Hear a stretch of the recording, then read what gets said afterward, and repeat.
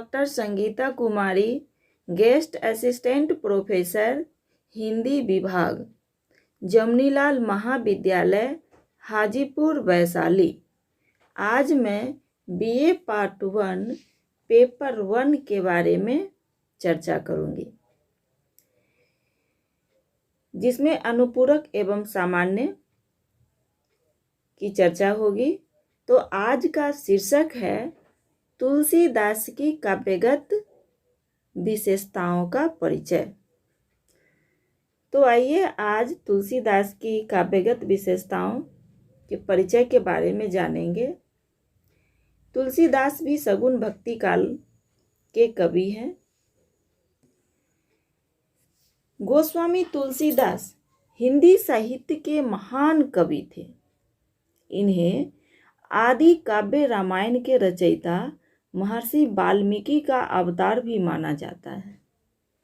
श्री रामचरितमानस का कथानक रामायण से लिया गया है। रामचरितमानस को उत्तरी भारत का बाइबिल माना जाता है।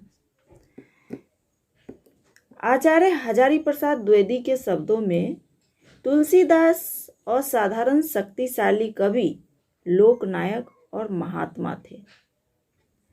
अब आइए देखते हैं कि भक्ति काल को 2 भागों में विभक्त किया गया है।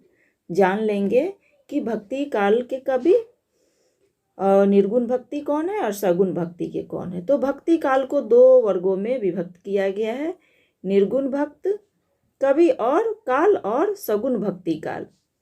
तो भक्ति काल में 2 प्रकार के कवि हैं, निर्गुण भक्ति काल के उपासक तथा सगुण भक्ति के उपासक हैं, जिसमें जैसी, कबीर आदि ये जो है निर्गुण भक्ति धारा के कवि हैं, तथा सूरदास, तुलसीदास आदि सगुण भक्ति धारा के कवि हैं।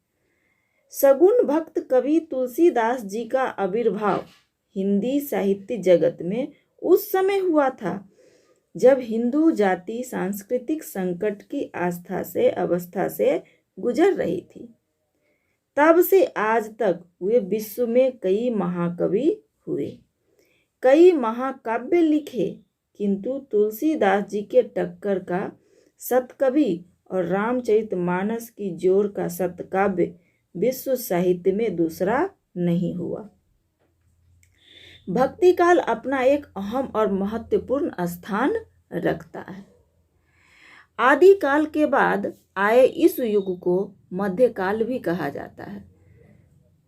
तो आपने देखा कि आदिकाल को मध्यकाल के नाम से भी जानते हैं। इन्हें रीतिकाल और श्रृंगार काल भी कहा जाता है। इनकी समयावधि 1375 ईस्वी से 1700 तक की मानी जाती है। यह हिंदी साहित्य का श्रेष्ठ युग है। अब मैं चलूंगी तुलसीदास की परिचय। तुलसीदास जी को नाभादास ने कालिकाल का वाल्मीकि, स्मिथ ने मुगल काल का सबसे महान व्यक्ति, ग्रियसर ने बुद्ध देव के बाद सबसे बड़ा लोकनायक बताया है। तुलसीदास जी का जन्म अनुमानतः 1569 माना जाता है। इनका जन्म बांदा जिला में एक ब्राह्मण परिवार में हुआ था। इनके पिता का नाम आत्माराम तथा माता का नाम हुलसी देवी था। कहा जाता है कि इनके माता पिता के बारे में ऐसी कोई ठोस जानकारी नहीं है। कुछ ही दिनों के बाद तुलसीदास जी अपने माता पिता के प्यार से वंचित हो गए। एक दासी ने उनका पालन पोषण किया। इनके बचपन का नाम रामबोला था। गरीबी और दरिद्रता के कारण बचपन से ही भिक्षा मांगकर खाना पड़ा। इसी बीच इनकी मुलाकात गुरु नरहरि से हुई। वे इन्हें काशी लाए और वहीं एक पंडित द्वारा व्याकरण, वेदांत आदि का ज्ञान सिखाया। तभी से इनका नाम तुलसीदास पड़ा। इनका विवाह रत्नावली नामक कन्या से हुआ। तुलसी उसके रूप और गुण पर मुग्ध हो अपना सब कुछ खो बैठे थे। एक बार रत्नावली अपने मैके गई थी तो वे इस वियोग को नहीं सह सके। पत्नी के पीछे पीछे उसके घर तक पहुंच गए।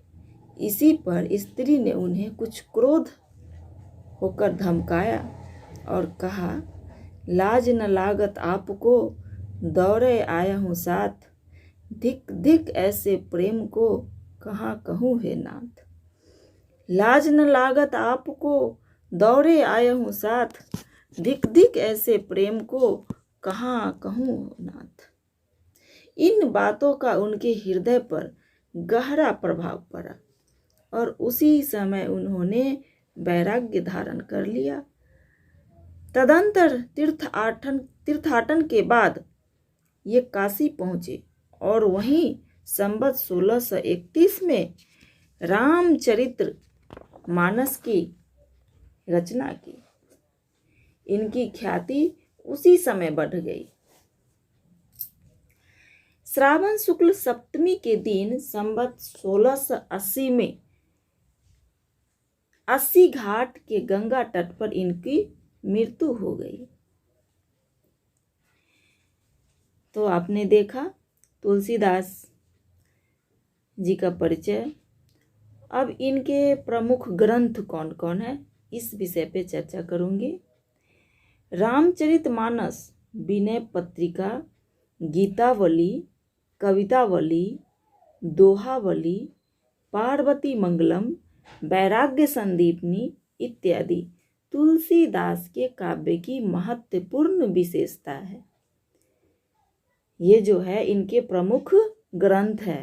रामचरितमानस, विनय पत्रिका, गीतावली, कवितावली, दोहावली, पार्वती मंगलम, वैराग्य संदीपनी इत्यादि तुलसीदास के काव्य की महत्वपूर्ण विशेषता है। उनका चरित्र चित्रण मानव समाज के स्वभाव के गंभीर, सूक्ष्म और मनोवैज्ञानिक ज्ञान का परिचायक है। इसी से वे ज्ञान के संस्थापक और भक्ति के प्रतिष्ठापक के रूप में अमर हैं।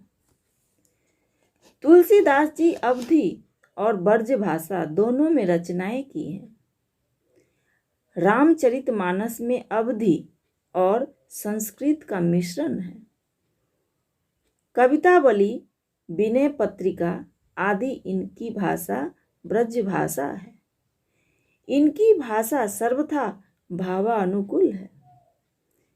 हिंदी साहित्य में तुलसीदास जी का वही स्थान है जो आकाश में सूर्य का है। हिंदी साहित्य में तुलसीदास जी का वही स्थान है जो आकाश में सूर्य का है। हिंदी साहित्याकाश को आलोकित और अनुप्रमाणित करने वाले इस महाकवि की तुलना शायद ही किसी से हो सकती है। तुलसीदास जी प्रायः सभी काव्य शैलियों में रचना की है। प्रबंध और मुक्तक दोनों ही क्षेत्रों में इन्होंने पूर्ण सफलता प्राप्त की है। धन्यवाद।